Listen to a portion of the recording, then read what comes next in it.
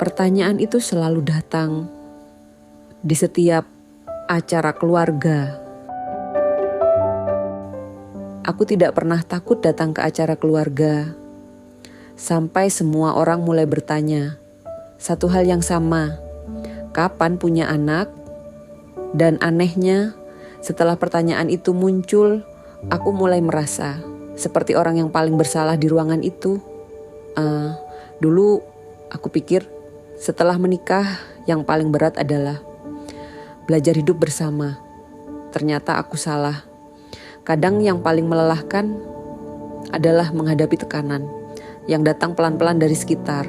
Dan lebih sakit lagi ketika pasangan kita tidak sadar kalau kita sedang terluka.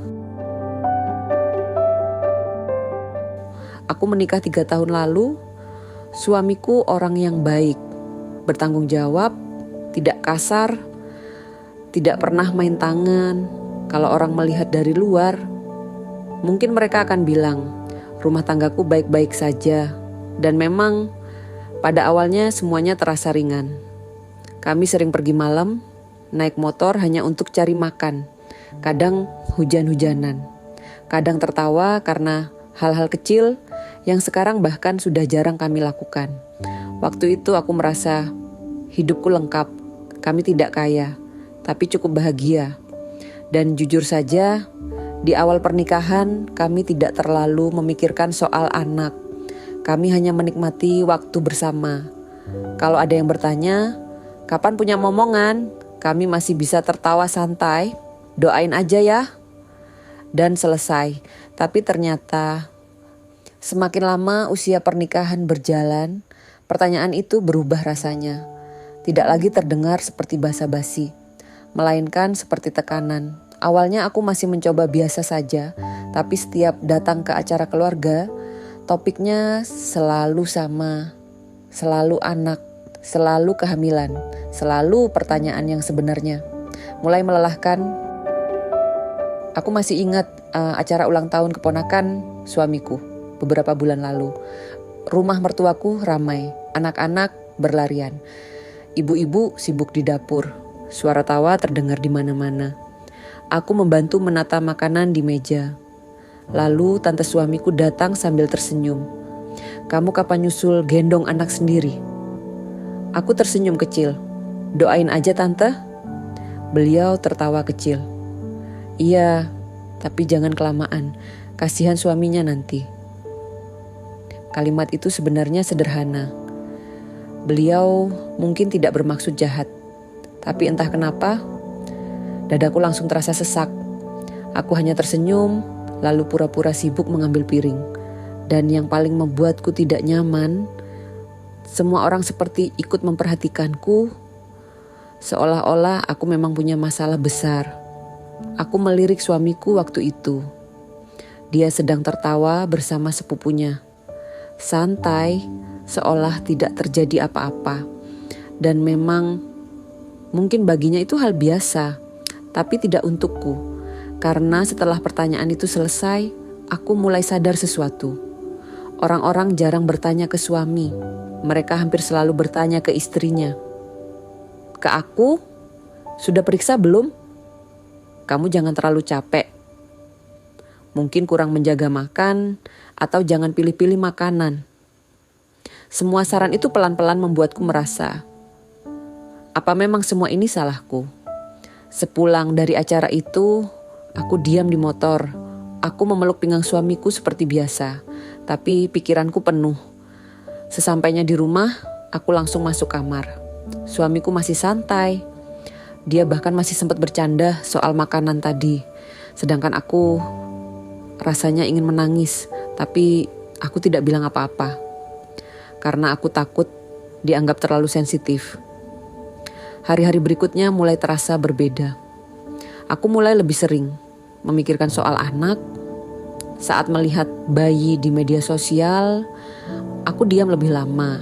Saat mendengar kabar teman hamil, aku ikut senang. Tapi setelah itu dadaku terasa kosong. Aku bahkan mulai menghitung-hitung sendiri. Sudah berapa lama kami menikah? Sudah berapa kali berharap? Dan sudah berapa kali kecewa diam-diam setiap bulan. Tapi aku tidak pernah benar-benar cerita ke suamiku. Karena setiap kali aku mencoba membuka topik itu, jawabannya selalu ringan. Alah, tenang aja. Atau, nanti juga ada. Kalimat yang sebenarnya menenangkan, tapi juga terasa jauh. Karena aku ingin didengar, bukan hanya ditenangkan. Puncaknya terjadi minggu lalu, kami datang ke acara pengajian keluarga. Aku sebenarnya malas datang. Entah kenapa akhir-akhir ini, aku selalu cemas setiap harus berkumpul dengan keluarga besar. Dan benar saja, belum lama duduk, salah satu kerabat langsung berkata, kalian kapan nih? Jangan kalah sama yang baru nikah. Semua orang tertawa kecil. Aku ikut tersenyum. Walaupun sebenarnya pipiku terasa panas. Lalu ada yang menambahkan, biasanya kalau belum hamil itu istrinya terlalu stres. Aku diam. Dan lagi-lagi tidak ada yang membela. Suamiku hanya tersenyum kecil sambil minum teh. Seolah itu bukan kalimat yang menyakitkan. Acara selesai malam hari. Kami pulang naik mobil. Di luar hujan kecil turun. Suasananya hening. Aku melihat lampu jalan dari balik jendela sambil menahan sesuatu di dada. Lalu tiba-tiba suamiku berkata, "Kamu harus lebih serius jaga kesehatan." Aku menoleh pelan. Dia masih fokus menyetir. "Maksud kamu?" Dia menjawab santai. "Ya, siapa tahu itu pengaruh." Kalimat itu sederhana. Tidak keras, tidak membentak. Tapi malam itu, untuk pertama kalinya aku merasa semua kesalahan mulai diarahkan kepadaku. Dan sepanjang perjalanan pulang, aku hanya diam sambil menahan air mata. Karena kadang yang paling menyakitkan bukan pertanyaan orang lain. Tapi ketika pasangan kita sendiri tidak sadar, kalimat kecilnya bisa membuat kita merasa sendirian. Kalau kalian pernah ada di posisi seperti ini, coba cerita di kolom komentar. Menurut kalian, kenapa urusan belum punya anak seringkali selalu dibebankan ke istri?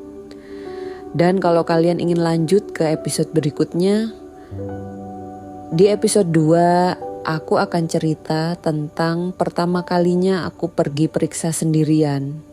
Karena suamiku tidak pernah mau ikut.